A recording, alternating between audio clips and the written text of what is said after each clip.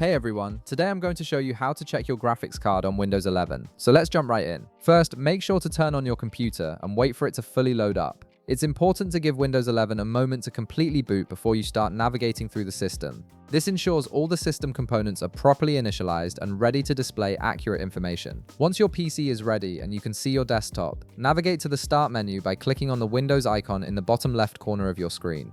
This is your gateway to accessing all the core settings and applications on your computer.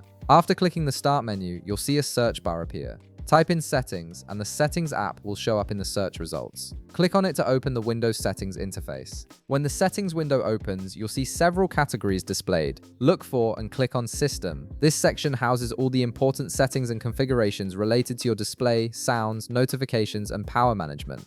It's essentially the control center for how your computer presents information and manages hardware components. Inside the system settings, direct your attention to the left side menu. You'll find various options listed there, but what you're looking for is Display.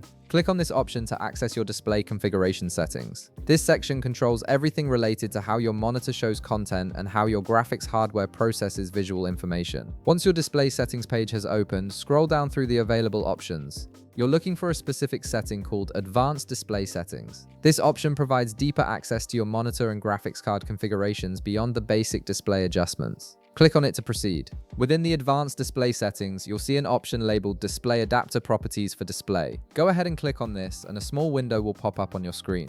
This window contains comprehensive details about your graphics card. Here you can see the full information about your GPU, including the manufacturer, model name, chip type, and the amount of dedicated video memory your graphics card has. This information is particularly useful when troubleshooting graphics issues, checking if your system meets game requirements, or simply verifying which graphics card is installed in your computer. And there you have it. You've successfully located all the details about your graphics card on Windows 11. If this video helped you out, be sure to leave a like, subscribe, and I'll see you in the next one.